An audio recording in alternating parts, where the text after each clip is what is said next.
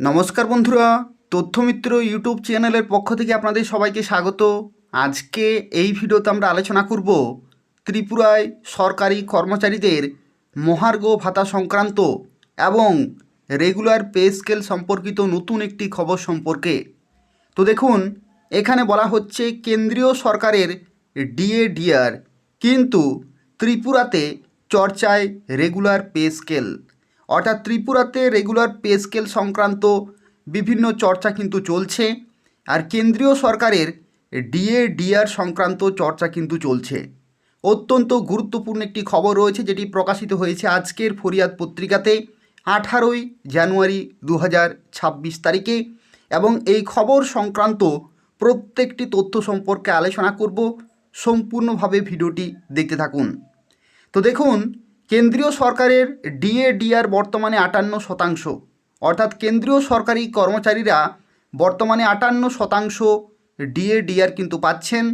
কিন্তু কোনো কোনো রাজ্যে সমান হারে দেওয়া হলেও ত্রিপুরায় এখনও 22% ডিএডিআর পাওনা কিন্তু রয়েছে।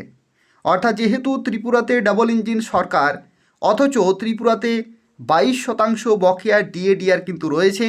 অথচ বিভিন্ন রাজ্য রয়েছে, যে সমস্ত রাজ্যগুলিতে ডাবল ইঞ্জিন সরকার রয়েছে, সিঙ্গেল ইঞ্জিন সরকার রয়েছে, সেই সমস্ত রাজ্যগুলিতেও কিন্তু 58% ডিএডিআর প্রদান করা হচ্ছে। অথচ ত্রিপুরাতে 22% বকেয়া থেকে গেছে। এই বিষয়টি নিয়ে জোর চর্চা কিন্তু চলছে। ত্রিপুরাতে প্রত্যেকটি সরকারি কর্মচারী, বিভিন্ন সংগঠন, বিভিন্ন জায়গাতে কিন্তু চর্চা কিন্তু চলছে যে 22% বকেয়া ডিএডিআর কবে মিটিয়ে দেবে সরকার। তবে ত্রিপুরায় বর্তমানে চাকরির প্রথম দিন থেকেই রেগুলার পে স্কেল কার্যকর করা একটি গুরুত্বপূর্ণ বিষয় কিন্তু হয়ে দাঁড়িয়েছে।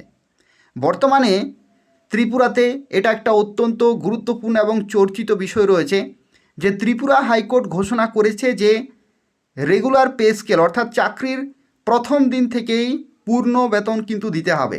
5 বছর ধরে ফিক্সড পে যে প্রথা, সেটা কিন্তু বন্ধ করতে হবে, এরকমই ঐতিহাসিক রায় ঘোষণা করেছে ত্রিপুরা হাইকোর্ট। এবং সেই যে ঐতিহাসিক রায়, সেটা ত্রিপুরাতে কার্যকর কবে হবে সে বিষয়ে কিন্তু একটা গুরুত্বপূর্ণ বিষয় কিন্তু হয়ে দাঁড়িয়েছে। আর ত্রিপুরা হাইকোর্ট রায় দিয়েছে যে ফিক্সড পে প্রথা কিন্তু অসাংবিধানিক। ত্রিপুরাতে যে ফিক্সড পে প্রথা চলে আসছিল বহুদিন ধরে, সেই ফিক্সড পে প্রথা কিন্তু অসাংবিধানিক। অর্থাৎ কোনো একটি কর্মচারী চাকরি পাওয়ার পর সেই কর্মচারীর সাথে কিন্তু কোনো রকমের দর কষাকষি চলবে না।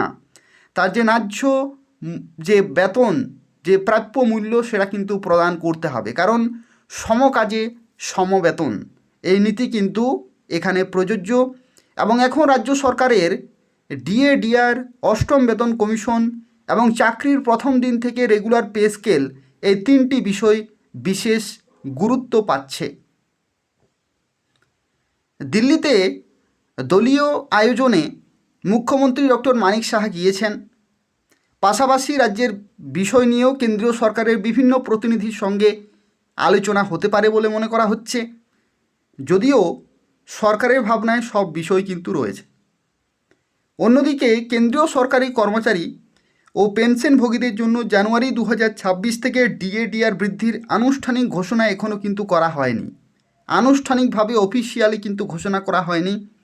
যদিও এই বৃদ্ধি 1 জানুয়ারি 2026 তারিখ থেকে কার্যকর হবে, তবে সরকারি প্রক্রিয়া অনুযায়ী সাধারণত পরে চূড়ান্ত সিদ্ধান্ত করা হয়।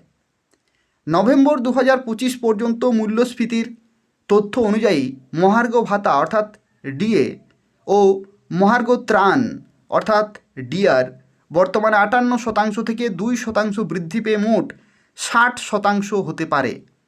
এই 2% বৃদ্ধি প্রায় নিশ্চিত বলেই মনে করা হচ্ছে। অর্থাৎ 60% ডিএডিআর কিন্তু পেতে চলেছেন প্রত্যেকটি কেন্দ্রীয় সরকারি কর্মচারী এবং পেনশনভোগীরা। বিভিন্ন মহলের মতে শ্রম ব্যুরো কর্তৃক ডিসেম্বর মাসের all India consumer price index for industrial works data প্রকাশের পরেই কেন্দ্রীয় মন্ত্রিসভা এ বিষয়ে চূড়ান্ত অনুমোদন দেয়। প্রচার করেছে বর্ধিত ডিএডিআর 1 জানুয়ারি 2026 তারিখ থেকে কার্যকর হবে এবং ঘোষণার পর থেকে বকেয়া অর্থ প্রদান করা হবে। কেন্দ্রীয় সরকার বছরে দুবার ডিএডিআর সংশোধন করে, একবার জানুয়ারি এবং অন্যবার জুলাই মাস থেকে কার্যকর হয়। এদিকে ত্রিপুরায় এখনও পর্যন্ত 22% ডিএডিআর কিন্তু বাকি রয়েছে। ত্রিপুরাতে 22% ডিএডিআর বাকি রয়েছে। পাশাপাশি অষ্টম বেতন কমিশন গঠন, ফিটমেন্ট ফ্যাক্টর 2.72 করার দাবিও উঠেছে। সবচেয়ে বেশি আলোচিত বিষয় হচ্ছে চাকরির প্রথম দিন থেকে রেগুলার পে স্কেল কার্যকর করা। প্রশ্ন উঠছে, এই সব বিষয়ে ডবল ইঞ্জিনের সরকার কি পদক্ষেপ নেবে? অর্থাৎ যে গুরুত্বপূর্ণ যে বিষয় ত্রিপুরাতে হয়ে দাঁড়িয়েছে সেটা হচ্ছে বকেয়া ডিএডিআর প্রদান করা, ফিটমেন্ট ফ্যাক্টর 2.72 এবং তার সাথে সাথে চাকরির প্রথম দিন থেকে রেগুলার পে স্কেল কিন্তু বজায় রাখা। এগুলো কিন্তু একটি গুরুত্বপূর্ণ চিন্তার বিষয় কিন্তু হয়ে দাঁড়িয়েছে বিজেপি শাসিত ত্রিপুরা সরকারের কাছে। তো দেখা যাক কবে এই সমস্ত দাবিগুলি বা এই সমস্ত গুরুত্বপূর্ণ যে বিষয়গুলি সেগুলি সমাধান করছে বর্তমান সরকার। আর যা কিছু খবর আসবে আমি আপনাদের সময় মতো জানিয়ে দেবো। তো সেক্ষেত্রে তথ্যমিত্র চ্যানেলটি সাবস্ক্রাইব করে রাখুন। এই তথ্যমিত্র চ্যানেল থেকে ত্রিপুরার সরকারি কর্মচারী, অনিয়মিত কর্মচারী, চুক্তিবদ্ধ কর্মচারী সংক্রান্ত প্রত্যেকটি খবর পেয়ে যাবেন এবং ত্রিপুরাতে যে সমস্ত নিয়োগগুলি হয়ে থাকে সেই প্রত্যেকটি চাকরির খবর আপনারা সময় মতো পেয়ে যাবেন। তো সেক্ষেত্রে তথ্যমিত্র চ্যানেলটি প্রত্যেকেই সাবস্ক্রাইব করে রাখুন। ধন্যবাদ।